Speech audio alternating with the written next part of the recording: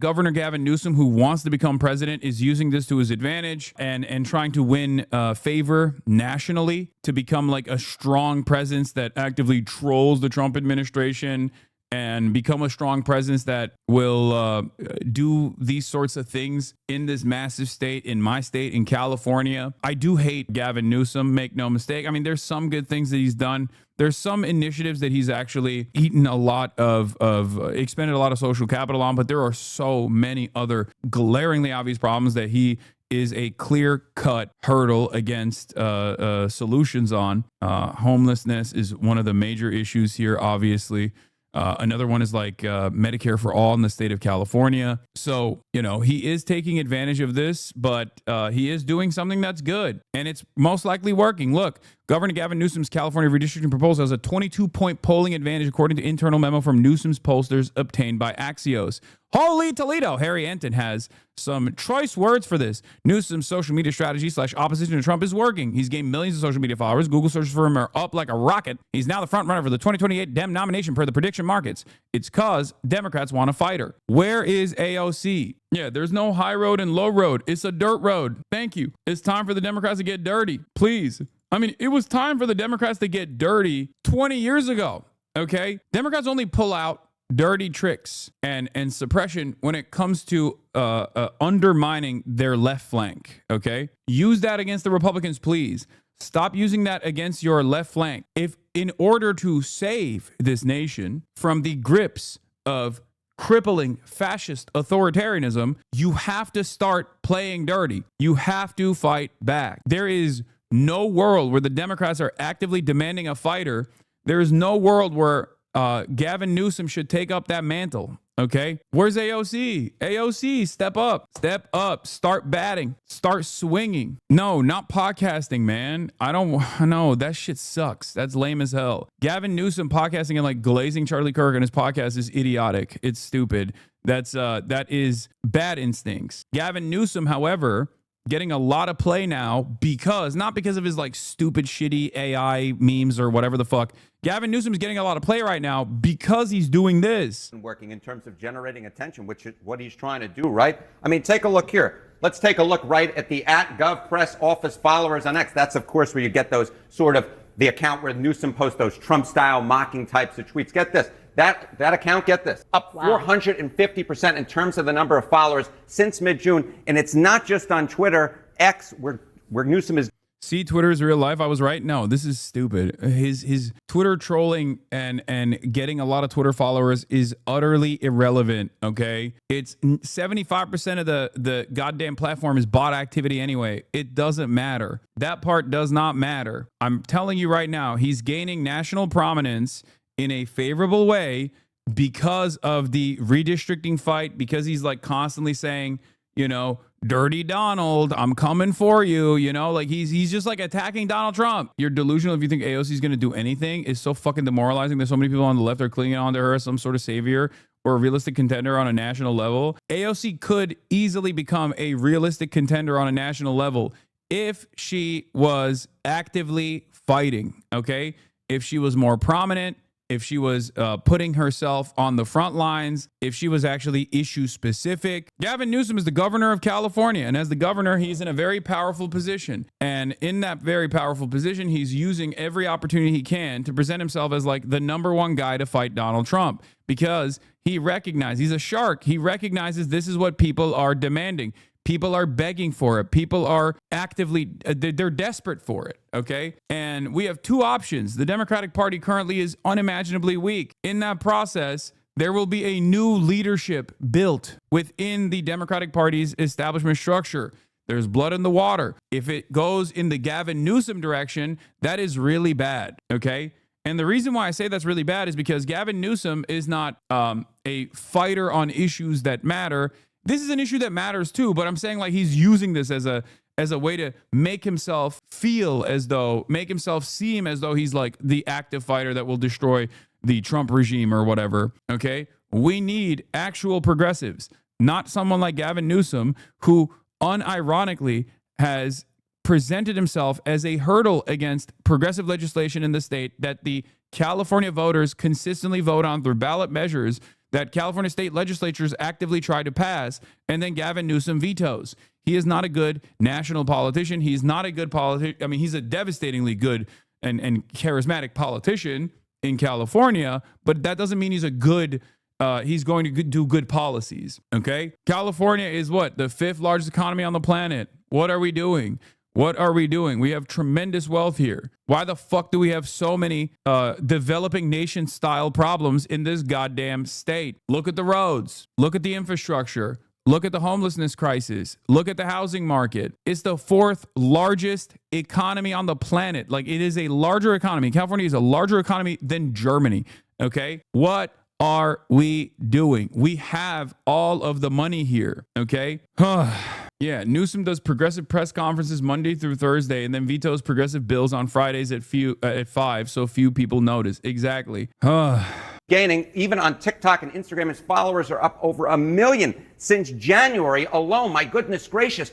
And more than that, Laura, more than that, what about Google? What about those Google searches for him? Get this, daily Google searches for Gavin Newsom up like a rocket. What are we talking about? Since June 1, up 1,300%. Compared to August 1st, look at that, up 500%. So the bottom line is, in politics, especially if you're thinking of entering in 2028, it's all about generating attention. And so far, Gavin Newsom has done a good job at generating attention. The Democrats want it. Do Democrats want it? Okay. Do Democrats want it? Yeah. 2017, try to stop the GOP, 23%. 2025, 57%. 2017, work with the GOP for the Dems was 74%. Work with the GOP is at 42%. Let me explain something to you. Okay, that number is so goddamn high still. That's a real holy Toledo moment. The idea that the Democrats still at 42% that say, hey, you know those guys that call us philic interdimensional vampires? We should work with them to find a reasonable middle ground. That is so stupid. The only reason why Democrats still have this attitude is because of the years and years and years of propaganda that came from every fucking Dem adjacent outlet that has broken the brains of all of these Democrats that look at these polls, that fucking respond to these goddamn polls that go, yeah, I think, I like concessions. I like bipartisanship. No more bipartisan compromise unless it's the Republicans doing it. Okay?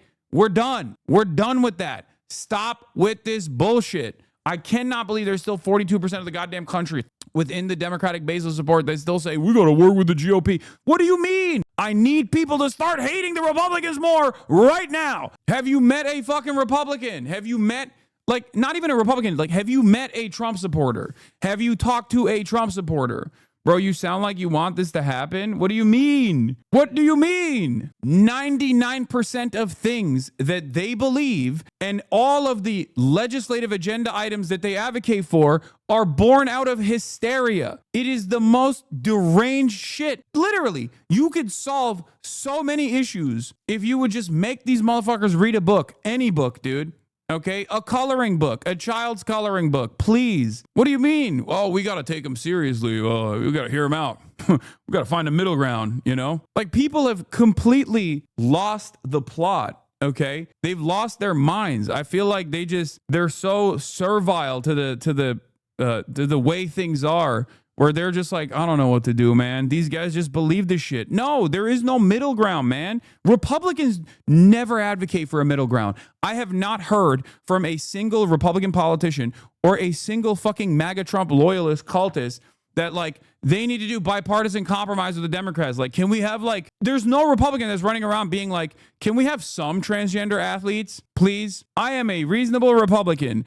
I believe maybe some trans athletes should be allowed to participate in high school sports. No, none of them. There's not a single one. Nobody goes, hey, can we be reasonable, please? It doesn't happen. So why the fuck are the Democrats constantly in a state of retreat? They're never going to concede. They're never going to compromise. Stop trying to compromise. Stop trying to apologize ahead of time.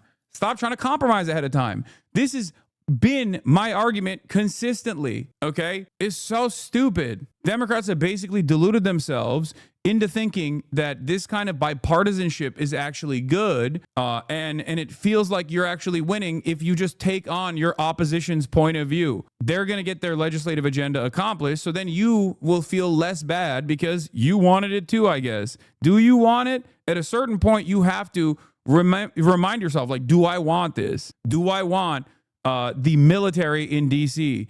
Do I want ICE agents kidnapping my neighbors and ripping families apart? Because they delude themselves into this position where they're like, well, let's just get like 20%, 0%, none of that. What the fuck are we doing? Fight back. I think is the trend line that I think says it all. Democrats want their leaders to what? Try to stop the GOP or work with the GOP? You go back to 2017, you see here, work with the GOP took the cake at 74% compared to just 23% who said to try and stop the GOP. But now I'm going to come over to your side of the screen, Laura. Look at 2025. I'm coming as close as I can. 57% say they want the Democratic leaders to try and stop the GOP compared to just 42% who say they want them to work with the GOP. That is a major shift. What are we talking about here? Some quick math up here is 34% rise in terms of the percentage of Democrats who want their leaders to try and stop the GOP. So no wonder. Yeah, there's only one reason why Newsom is so popular right now, because he was unpopular when he started his podcast shit, okay? And his popularity was actually getting worse when he started his podcast shit. People were mad at him for fucking hugging and kissing Charlie Kirk and like Steve Bannon. The reason why he's popular now is because he's the only prominent Democrat politician who's showing a sliver of fight against Trump. Has nothing to do with policy. If AOC herself gets arrested at a pro-Palestine rally, she will literally win in 2028 and 2032, except her political instincts fucking suck and she's not willing to do what needs to be done to get the job done. Yeah, and it's not even just like a pro-Palestine rally. She can do that. That's an immediate boost. But she could do that for ICE kidnappings. She could do that for any number of different things. Okay? I think our progressive Democrats should be looking to Donald Trump and Marjorie Taylor Greene and their tactics, okay? Their tactics of not being afraid to draw controversy from time to time with bold messaging bills, looking to what they do to create anger and use the momentum that already exists, use the anger and resentment that people already feel in their hearts to their advantage, to point the finger of blame at the actual outlets that are causing this harm. Corporations, billionaires, be more uncompromising, be unafraid to lead. This is the reason why Zoran was successful, okay? Gavin Newsom, he's looking at this polling, he's saying, I can generate attention. This is where the Democratic base is. And right now, he seems to be following the Democratic base. Why? For 2028? For 2028, that is exactly why. And I think the question is it working? Is it working? Well, let's take a look at the betting markets. I think this gives away so much of it. Okay, the chance of being the 2020. Dude, the situation is so dire too. Like the fact that we rely on the betting markets to do political analysis, like serious political commentary is happening at the point of betting markets. Like that is so devastating to me. I don't know. I've been ringing the alarm bells on this shit for a minute now, and it's just, yeah. It's not that everyone is transgender and everything's computer. It's actually everyone is gambling. Everything's Saudi Arabia. Democratic nominee, according to the prediction markets. Look at where we were on June 1st. We basically had a clown car for first. Newsom, AOC, Buttigieg, 11%, 10%, 8%. But look at where we are now. Look at this. Look who's jumped up all the way up to 24% chance, about a 1 in 4 chance of getting the nomination. Gavin Newsom. AOC staying pretty steady at 13%. And then, of course, we have Pete Buttigieg, who has stayed absolutely steady at 8%. So at least at this particular point, the prediction markets are saying, yes. It's too bad Chris Murphy isn't more charismatic and ambitious. He is ambitious. He's not charismatic. His politics are centrist enough to speak to the masses. No, let go of this idea that you have to be a centrist to speak to the masses. That's bullshit. Make a convincing argument, please. The notion, every Democrat has this in their heart, dude. I feel like this is a major hurdle, okay, for the average Democrat voter. The average liberal still has this weird, distorted version of reality. The notion that you have to be a quote unquote centrist to actually win the largest number of votes. That is bullshit. Look at Donald Trump. Was he a centrist? Fuck no. He won twice. There is no world where you have to be a centrist to win. You can be a radical as long as you communicate that your ideas are not really all that radical at all. It's actually going to help people. That's it. Stop. That is a lie that liberal media has told you for years and years and years. Okay? Stop believing this shit. You don't believe mainstream news resources when it comes to talking about Israel. You understand that they are behaving in an indecent manner for an alternative reason.